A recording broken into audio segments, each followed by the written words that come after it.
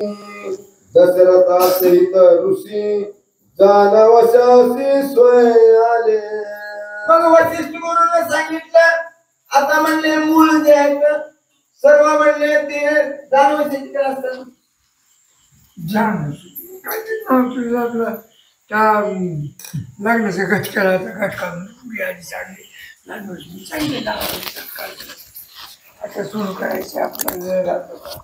बोलती परानडी वेला कन्या देखताची डोळा तहान भूक नाटवे सकळा पूर्व कळा सौभाग्य. जेवढे त्या मंडपामध्ये जमलेले होते पाहुणे रावळे ऋषी मुनी नर नारी जेवढे सगळे जमलेले होते त्या सर्वांनी एकमेकांना बोलू लागले. काय म्हणले नवरी आहे काय नवर काय सुंदर सीतेचं रूप पाहिल्यानंतर आपणाला म्हणले तहानही लागत नाही किंवा भूकही लागत नाही. सर्व विसरून गेले आणि त्या सीतेच्या स्वरूप पाहण्यामध्ये श्रामाचं स्वरूप पाहण्यामध्ये सर्वजण तल्लीन झालेले आहे. अत्यंत स्वरूपा चौघीजणी समूळ सौंदर्याच्या खाणी लावण्य पिठीच्या दिव्य योगिनी सगुण गुणी गुणाच्या. बर चौघी हे असणाऱ्या दशरथ राजाच्या सुना आता कशा आहेत म्हणले लावण्य गुणी आहेत ना नाही म्हणले सौंदर्याच्या खाणी आहेत. त्या सुंदरतेतही सुंदरपण असणाऱ्या एकापेक्षाही एक अतिशय सुंदर कुठही कोणतीकडे जर बघितलं म्हणले सीता तशी दिसू लागले उर्मिलाही तशी दिसू लागले श्रुती कीर्ती ही तशीच आणि मांडवी ही चौघी ही जी होत्या चौघीच्या चौघी एकापेक्षा एक लावण्य खाणी गुणवत्ती सुंदरी दिसू लागलेल्या विधान स्वय श्रीराम संज्ञान त्र्यंबक भंगोनिया जान दिव्य रत्न परनिले. श्रीराम प्रभूंनी हे जे म्हणले पण पूर्ण केला होता. मग हे नवविधान म्हणजे नवविधा भक्तीपेक्षाही श्रेष्ठ असणारी सीता साधण्यासाठी साधविण्यासाठी काय सांगले नात्रा वर्णन करू लागले म्हणले जे महादेवाचा जो शिवधनुष्य होता त्या धनुष्याचा भंग केलेला आहे आणि सीतेचं वर्णन करण्यासाठी श्रीराम प्रभू सज्ज झालेले आहेत. शक्तीचा स्वय श्रीरामासी आपण अदृश्य बांधले दृश्य कांकन जुवे निंबलोन करून गेली. आणि मग जी शक्ती होती ब्रह्मशक्ती असेल वेदशक्ती असेल जेवढ्या म्हणून शक्ती आहेत सर्व शक्ती किंवा जी काय आदिमाया सर्वजण अदृश्य आलेले आहेत अदृश्य आलेले आहेत. आणि मग ते नवरदेवाला जी काकण बांधते ती काकण दुसऱ्याला दिसायसारखं बांधलेले आहेत आणि ते तिथं म्हणजे लग्न मंडपामध्ये अदृश्य झालेले आहेत. जनकाती संभ्रमेशी मुळ निघाला वनासी सुमेधा अत्यंत उल्हासी तेलवनासी विस्तारी. जनक राजा ही सगळ्या वर्णामध्ये कुणाला काही कमी आहे कुणाला नाही सगळ्याची देखभाल करू राहिलेले होतं. मग जनक राजाला अतिशय उल्हास आहे आनंद आहे आनंदाने चौकडे सगळ्याला मान देऊ लागले होतं. मग जनक राजाला तेवढं फिरलत नाही. जनक राजाची जी पत्नी आहे सुमेधा ही अत्यंत उल्हासाने सर्वांना मान सन्मान देत सर्व मंडपामध्ये मिरू लागलेली आहे. सूक्ष्म सेवेचे पैलाडू भोरामासी अत्यंत कोडू वैराग्य शर्करा ती गोडू तिळव्या जोडू सुखाद. मग तिथं जे लाडू केलेले आहेत त्याच्यामध्ये सूक्ष्म शर्करा सूक्ष्म असणारी साखर घातलेली आहे म्हणतो. मग ते लाडू केलेले कशाचे आहेत सुमेधाने केलेले जे लाडू होते ते वैराग्याचे लाडू घातलेले आहेत त्याच्यामध्ये. म्हणजे त्याच्यामध्ये कसल्याही प्रकारचा स्वार्थ कसल्याच प्रकारची उणीव राहिलेली नाही असे लाडू असणारे सुमेधाने केलेले आहेत. शाब्दिक शब्दाची खसखस धून सांडली कसकस लाडू वळले सुरस शुद्ध सिद्धंश गुळ गोडिया. मग जी गुळाची जी गोडी आहे मग शाब्दिक शब्दाची खसखस सांगितले. मग त्याच्यामध्ये त्या लाडू मध्ये जे घातलेली खसखस आहे म्हणले शाब्दिक शब्दाचीच म्हणले शब्दाचीच म्हणजे जे परब्रह्म स्वरूपाचं वर्णन करणारी जी शब्द आहेत त्याच शब्दाची खसखस निर्माण केले तयार केलेली आहे आणि त्या वैराग्याच्या लाडू मध्ये घातलेली आहे. चार वाक चारे फोड फोडू चैतन्य चारोळ्या पडी पाडू चित्सा करा बळले लाडू सुख सुरवाडू श्रीरामा. मग ते श्रीरामाला खायचं म्हणल्यानंतर कसं श्रीरामाला सुख वाटलं पाहिजे श्रीराम आनंदित उल्हासित झाले पाहिजेत म्हणून ते वैराग्याचे म्हणले चित साखरेचे सुरवाड असणारे गोड असणारे लाडू सुमेधाने श्रीरामासाठी तयार केलेले आहेत. अष्टांग योगीचे अष्टदळ विजय त्याचे सोलुनी काढिले निज सुमदा सुगंध लाडू बळीले सहजे दाखवी ओज तेल वना. मग अष्टांग योगाचे योग बीज मग अष्टांग योगाचे योग बीज त्यांना म्हणले दळून काढलेलं आहे आणि त्या दळून काढल्यानंतर ते सुबीज झालं त्याचे बीज राहिले नाही आणि मग असे असणारे अष्टांग योगाचे लाडू निर्माण केलेले आहेत. सप्रेम सर्वांगी काटे फणसांतरी गोड गोमटे त्याचे ही बीज काढून नेटे लाडू गोमटे बळीले. आणि मग ते फणसाला कसं असते म्हणजे बाहेरून त्या फळावरती सगळे काटे असतात मग ते संपूर्ण ते फळाची साल काढलेली आहे त्या सालामध्ये मग त्या फळामधलं बीही काढलेलं आहे आणि मग मधला जो फक्त गर राहते तेवढ्या गराचेच असणारे लाडू तयार केलेले आहेत. आती सज्ञान विद्या भाज गंगा फळाचे निज बीज सोलून लाडू वळिले सहज निज बोज तेल वना. मग निज बोधाचं लवण म्हणजे ताक केलेलं आहे कसं ते लाडू खाल्यानंतर म्हणजे निज बोधाचं ते ताक जे आहे ते केलेलं आहे अतिशय म्हणले. मग त्याच्यामध्ये जे पाणी मिसळलं कोणतं म्हणले गंगाजळ जे म्हणले सर्वांना जे पवित्र करतं पावन करतं असं असणारं गंगाजळ त्यामध्ये मिसळलेलं आहे. गंगा फळाचं निज भोपळ्याचं म्हणाले गंगा फळ भोपळा कंटका माझी दाभिक पोरे आतांबट वरी साजिरे त्याचे बीज फोडून निज निर्धारे काढी बाहेर निज बीज. काय आंबट सांगितलं गंगा फळ कंच फारचं नाव खाली त्याचे भोपळा हो हा गंगा फळ काशी भोपळा म्हणणार का फळ भोपळा म्हणून सांगा लागेल. त्याचे बी बीज काढून त्याचे लाडू केले काय देहावर घातलंय देहावर देहावर घालून सगळं अध्यात्मच आहे शुद्ध रामाला आवडते तेच केले ना निजबोधाच सांगितलं. हा शुद्ध कशाला म्हणून त्याच्यावर टरफल काम टाकलं की शुद्ध झालं. केळाचं टरफल काढण्यामध्ये काय राहते गरज नुसतं केळ कसं राहते मऊ मग त्याच्यामध्ये जी गाठ असते सगळा मीठूपणाचा कठीणपणा काढला आणि शुद्ध लाडू का केले रामाला आवडायचे. म्हणजे काय वाटतं रामाला शुद्ध ज्याचा भाव जरा दूर नाही देव त्याला ज्याचा भाव शुद्ध आहे त्याला देव जवळ आहे असं. सद्भावाचा गुळ गोडू घालून वळीले लाडू श्रीराम जाणे चवी निवाडू पडी पाडू तेल वना. मग ते लाडू बनवित असताना सद्भावाचा गुळ मध्ये त्या लाडू मध्ये मिसळलेला आहे. मग सद्भाव असल्यानंतर म्हणले श्रीराम प्रभूला ते लाडू आवडते तर ती गोडी म्हणले राम चाकतेच मग असा असणाऱ्या सद्भावाचा गुळ घालून लाडू तयार केलेले आहेत. वैराग्य कडकडीत कडकने सुमेधा आणि तेलवने श्रीराच्या उद्देशाचे आणि गुन्हे फुटणे तुटणे त्या नाही. मग वैराग्याची असणारी जे कडकणी आहेत ती कडकण्या बी तयार केल्या.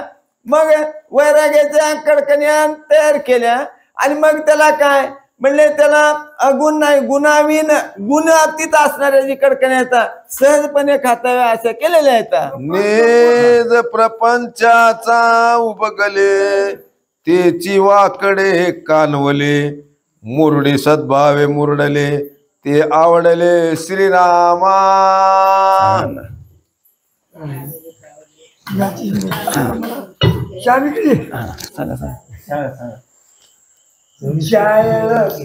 रामाला काय आवडत नाही काय आवडत नाही बाबा ज्याच्यात काही ट्विट आहे का नाही बाकी ट्विट म्हणा एक बाजू कडकड एक बाजू कडकडी दोन्ही बाजू समान आहे. दोन्ही बाजू ज्याला समान येतात ते रामाला आवडतात. पण आवडण्यामध्ये काही रुसतंय का रुसायची गरजच नाही. अहो सगळं शुद्ध असलं त्याच्यात ही कठीणपणा राहिलाच नाही. मग कठीणपणा राहिल्याने रामाला जे आवडते सर्वाला चौघालाही ते आवडलं. ते सुमित्राला सुद्धा आनंद वाटला. रामाला आवडलं तर आपण चांगलं केलं हे आनंद तिला वाटला. संदेहाचे तेल वन बोलावया बहुतांगवन परी ते विदेहाचे तेल वन अति कठीण अर्थिता. अत्यंत कठीण आहे. पण तेल वन कसं आहे मऊ आहे. हो तेलाला काही पाठपोट आहे का तेलाला इथं लागत नाही तिथं लागत नाही काही काय असं आहे का जिथं लागेल तिथं तेल लागते. तसं कठीणपणा काढून मऊपणा जेवढा केला जे रामाला आवडला. मऊपणा का आवडला त्याच्यात म्हणजे कठोरताच नाही कठीणच नाही. मग ते तेलवण सुद्धा रामाला आवडलं. बरासी मूळ गज गैरे जनक आला त्या दरे सुमेधा सुवासिनी संभारे निज गजरे पै आली. ज्यावेळेस रामाची पूजा करताना सुवासिनी घेऊन म्हणजे सुमेधा पूजा करू लागते. पण कसं पूजा करताना काया वाचा मन काही कुणाच्या संकोच म्हणत अहो तिथं आधीच रामाची होता दृष्टी तुमची कसं बोले असली रामाची दृष्टी आणि तिथं कुणाच्या पोटात दुईत राहते असल्या सुसवासने तिथं आणून पूजा करवाती. तितक्यामध्ये जनक राजा तिथं आले. देवानी दशरथे सन्मान दोही पक्षीचे सुरजन सभे बैसवेले प्रसन्न वदन समाधान मंडपी. दोन्ही पक्षाचे तिकडे निकडे नाही काही रुसायचे आम्हाला जेव्हा मिळालं काही वेगळेच राहायचे की तसलं काहीच नव्हतं. दोन्ही पक्षात इकडे दशरथ राजा आणि तिकडे म्हणजे जनक राजा. जनकाच्याही राज्यात सगळे शांतता पाळणारे शांतीच होती आणि इकडे रामराजाला दशरथ राजाच्या वेगळी शांतता होती. मग सगळ्याला सन्मान केला. कसं एक माहीत होते की हो तिथे एक कोणी आगावणार कोणी कमी सगळ्याची एक आत्मता सगळ्याला समान दिले. जनक राजाने सगळ्याचा आदर सत्कार केले. उपविष्ट सर्वांतरी भावे आलावया सभे भितरी वशिष्ठ सद्गुरु हाती धरी राम बाहेरी ते प्रकट.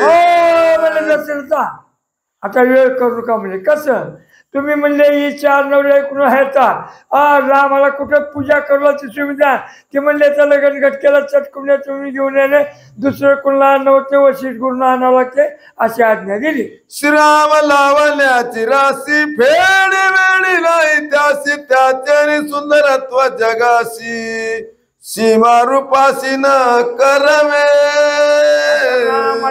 सीमा जगाच्या चक्कर झाले वेद मौनावाला शास्त्र तिथे ठोकावले थांबले अहो शेषाला वर्णन करायला त्यावरनं झाली असले राम कसं वशिष्ठ गुरुनं झाली वशिष्ठ गुरु हे गुरुच होते आणि तुम्ही जे राम आणा मग का त्याला राम का गोष्ट होते निर्भय निर्शांतीचे सागर होते वशिष्ठ गुरु म्हणून त्याला आज्ञा केली. वशिष्ठ गुरु वचने श्रीरामाला सभास्थानी ते जे कोंदली नभ मोदनी वरासनी बैसविला. वशिष्ठ गुरु म्हणतील की प्रमाण कसं वशिष्ठ गुरुकडे शांतता होती वशिष्ठ गुरुकडे राग नव्हता म्हणजे कशी शांती जेवढी पाहिजे त्या शांतीचं साधन नात्याकडे होतं का नाही तसंच शांतीचं साधन म्हणतं वशिष्ठ गुरुकडे होतं. वशिष्ठ गुरुनं समाधान बोलल्या बोलल्या सर्व कार्य सिद्धीला जात होतं त्या वशिष्ठ गुरुचं आधी आसन करून पूजा केली. दे कथा श्रीरामाचे मुख तटस्थ झाले सकळ लोक डोळ्या लागली टकमक अंतरी सुख कोंदले. रामाचं शिरमुख चांगलं नाही रामाला बघितल्या राम राम राम राम जर म्हणलं तर काही संकल्प विकल्प भेटेल का नाही भेटेल कसं होईल जे असं काही म्हणता वाचतं का नाही हे काहीच राहिलं नाही. रामाला दृष्टीत बघितल्या काम क्रोध लोभ सगळंच पळून गेलं आणि तसंच चित्ती तुझे पाय आणि डोळ्या रूपाचे ध्यान दुसरीकडं दृष्टी जायला गेली. कसं झाले राम रूपी झाले राम राज्य काय नियमाची कुणाचंच मन कुणकड किचिल विचल करणं गेलं सगळे राम रूप झाले आणि सगळे राम रूपाकड तल्लीन बघायला सुरुवात केली. श्रीरामाचे दर्शने होत डोळिया पारणे इंद्रिय सुखावले संपूर्ण बोलणे चालले तटस्थ. कीर्तन का चांगला झाला किंवा एखादी महाराज चांगला उपदेश चुक आला तर असं सुई माती महाराजच्या कीर्तनात सुई पलीचा ऐकू येत होती का त्याचा उपदेश होता तसा वागल ते तसं. आता कलबल माझं ऐका म्हणायचे असे नाहीत राम तर राज्य होते राम राज्य लुकीक करता होते ब्रह्म राम तीही लोकांचा म्हणजे दाता मुंगी पुसून ब्रह्मांडाचा चालक. मग त्यानं मनाला किती वेळ लागायला सगळ्याचं मनी वेचलं कसं राम रूपाकर ज्यास मनी वेचलं त्याची बुद्धीत काहीच दुसरं विकल्प संकल्प राहिला नाही. मग कुणाला भूक लागली का नाही कुणाला ताण नाही काय सगळे वेगीने राम रूपाकर डोळ्यानं जे टक लागली ते डोळ्याचे पारणे आता तटच राम बघू लागल्यावर इकडे तिकडे नजर जाईल का कुणाचीच नजर जाणार गेली आणि कुणी कुणाला बोलला गेलं व गप्प ऐकू आले रामाकडे बघू लागले.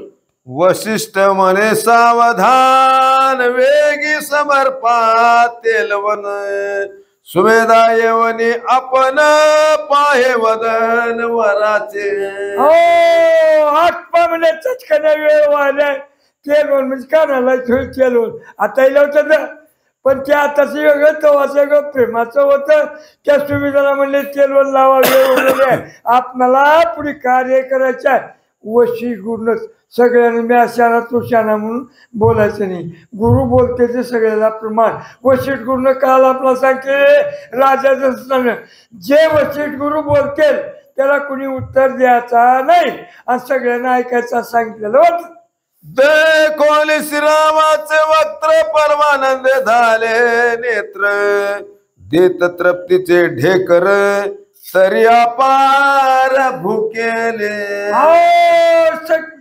नाही ना भुकिलेले डोळे भुकीचे ना बरं काय पाहावया स्वरूप तुम्ही घ्याले डोळे सुख आणि पहा विठ्ठलाचे मुख.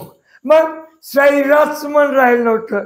सैरा कशाला होतंय मन किचिल बिचिल कशाला होतंय आपल्या पोटात भूक लागली ताण लागली सण विकाराचं काहीतरी मागं लागलं की किचिल बिल काहीच नव्हतं. तसं सगळ्याचं एक तत्वे नाम साधीची साधन मग द्वैताचे बंधन तिचं कसं बांधतंय? मग रामाच्या वराड्याला रामासमुख होते सगळे तटस्थ रामरूप होऊन बघायला सुरुवात केले.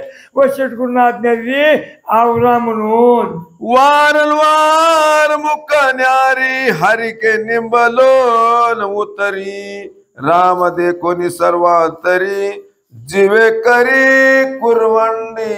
हो जीवेतच करून म्हणजे कसं तुकोबाराने म्हणले बघा, ठेविता हा पाय जीव थोडा, संताच्या पाय हा माझा ज्याला जीव जरी ओवाळून ठेवला तर थोडा. कोण सुविधा म्हणाल्या आनंदयुक्त ओवाळी, आनंदयुक्त वेळोवेळा वेळोवेळा देवाचं मुख बघायला मिळालं त्या सुविधा. पुण्यावती पुण्यावती म्हणून तिला आनंद समायला गेला. असं झालं की असं अजून किती वेळेस गोड लागलेलं खा वाटतं का नाही, रूप बघितल्यावर बघा वाटतं का नाही, त्या सुविधाला आनंद झाला. सर्वांतरी राम परिपूर्ण कवना बाहू तेलवन वशिष्ठ येऊनी आपण श्रीराम खुनेने प्रबोधी. सुविधाला येऊन प्रयोग कोण केलं? वशिष्ठ गुरुनं. मग रामाला तेलवण, रामाला सगळं साधन जे काय जे मुंगीपासून ब्रह्मांड तयार केला ते त्यांनी. मग त्याला लौकिक करता ते वशिष्ठ गुरुन सांगितले ते म्हणजे शोधून त्या म्हणजे जनक राजाच्या मालकी नाही केलं. हे कसं करता? सगळ्या जगाला या असं नीती किंवा म्हणजे हे मार्ग घालून किंवा ते धुरान अधुरा दाखवणं किंवा मैदान मैदान दाखवण्याकरता वशिष्ठ गुरुनं सांगितले आणि ती संविधान करायला सुरुवात केली. ज्याचे देखता दर्शन सर्वांतरी दिसे परिपूर्ण तोची श्रीराम मुख्य जाण त्यासी तेलवणार पावे. हो रामाजीची जगन स्वरूप सुंदर. मग त्याला तेल अर्पण करा. काही अर्पण केलं तर चांगला स्वरूप काही शोभून दिसतंय की तेल लावा नाकाच्या न शोभत्या म्हणतेच बरं. आणि नसल्याच्याला काय शोभतंय? तसं नव्हतं. इथे रामराजे प्रत्यक्ष येऊन मंडपात बसलेले होते. जे काही सांगितले ते रामाला शोभून होतं. असं सुमेधाला आनंद वाटत होता. हाय कथा वशिष्ठाचे वचन सुमेधा झाली सावधान श्रीरामासी तेलवन वस्त्रे भूपने अर्पिली. सावधान झाली सांगितलं बी. आणि येडगळ बाईला काहीच कळत नाही. म्या करू लागले की जमसलीला गेलाय उकस लावलंय म्हणाल नाही. तिला काही जे रामरूपात तलीन झाली ते सावध झाली नाही. म्हणजे निश्चित तेलवण नाही. जे काही वस्त्र भूषण जे होतं ते रामाला अर्पण केली, तेलवण केली का सावध होऊन दशरथ राजा काय वशिष्ठ गुरुचे शब्द चटकने तिच्या कानात गेले. वराणी बोलती नवाई मुख्य वामाय नोळखे जावाई आता आम्ही करावे काही वर लवलाही चालू द्या. मग कोणचा मुख्य जावे आधी आहे? सगळ्याचं कारण कोण आहे? राम आहे. कसं जाऊ द्या इकडे लोक सुद्धा रामाला आधी धनुष्य मोडून सगळं जमलंय बघ ते असो. पण म्हणले आधी रामाची पूजा मग बाकीचे ही चौघाचे आहेत का नाही नंतर. पण आधी रामाची पूजा देवच होते आणि वशिष्ठ गुरु सांगणारे होते, सुविधा ऐकणार होती. तिथं काय कमी पडणार होतं का? जे ते भरून काढलं. जैसे श्रीरामाचे तेलवन तैसे ती भरत शस्त्र गुण लक्ष्मण देवनी दिव्यांबरे भूषण सम समान पूजले. जसं रामाची पूजा केली तसेच भरत शस्त्रगुण लक्ष्मण तसेच म्हणले समसमान. काय अहो दुईतच नव्हतं तिथं.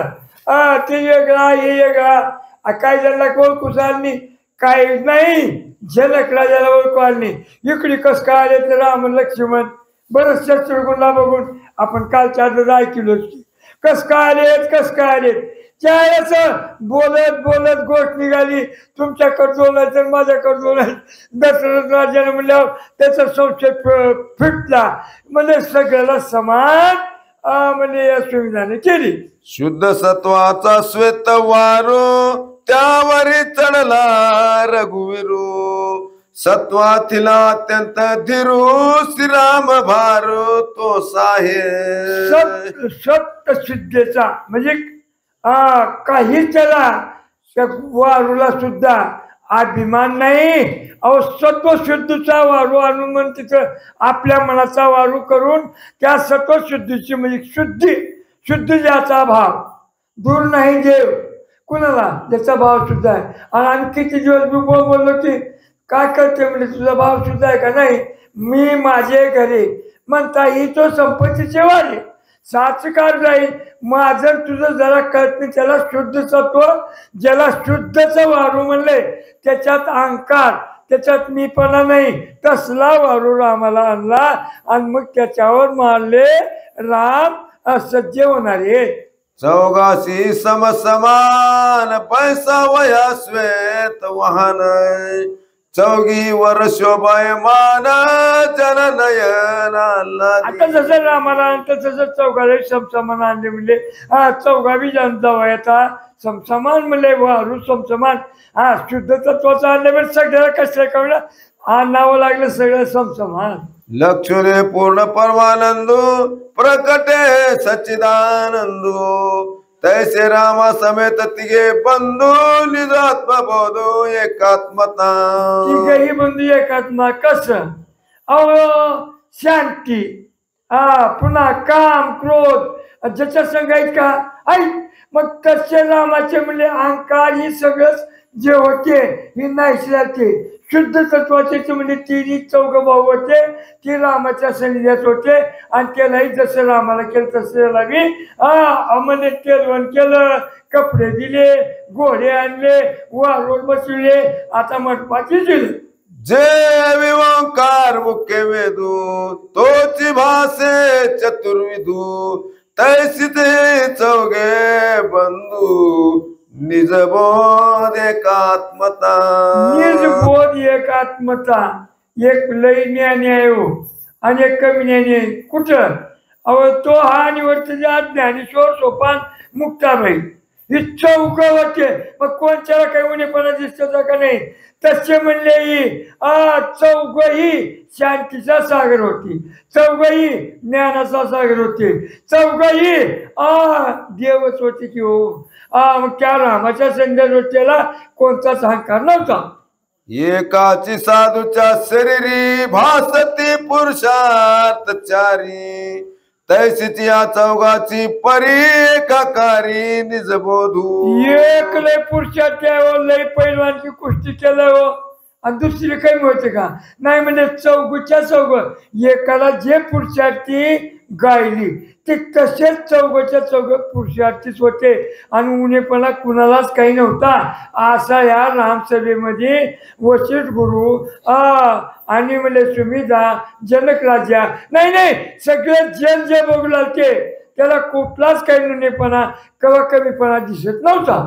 जे एक श्लोकी चरण चारी तैसित या चौघाची परिश्रामार्थ श्लोकाक्षरी तेवी चौघा भितरी एक चौघाची पूजा तरी एकात्मता केली. बस श्री गणेश आहे मला आधी रामाची पूजा करायची मग सगळ्या समानच करायची पूजा तर समानच करायची. तिथल्या तर रुसून काही बांधायला होतं का एकाला अंगठी घालायची एकाला तू लई काही लय बघायचंस का तसं नव्हतंच. जे समान होतं पण पहिल्या श्री गणेश मला रामाचेच अर्पण रामाचीच पूजा रामाकडे सुविधा येऊन मग सगळ्या समान करत होती. वर मिरवती एकत्रे धरिली तन्मयाची निज छत्रे निजबोधाची ढळती चामरे दसविध तुरे लागली. आता वैक्षत्र कसे धरले म्हणजे निजबोध आणि निजबोध बोध एक आहे निजबोध कसा आहे बोध तर राहायचंच पण निजबोध म्हणजे काही त्याच्यात शिल्लकच राहिलं नव्हतं असल्या बोधाचं नाही त्याला सांगायला होत नव्हतं. ये तूच वाचू तूच बरोबर वाच इकडे या चंपाटीच्या इकडे सांगा मग वाचू नाही तर मग कोणतंही करी वाचू 80 झाले. सांग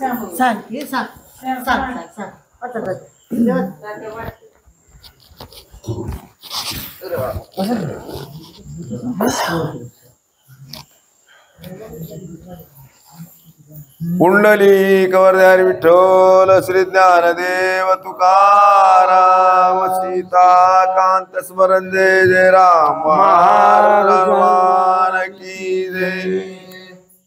घट कर्णिकीचे शब्द मधुर शब्दाचे अनुवाद विना वेणू मृदंगनाद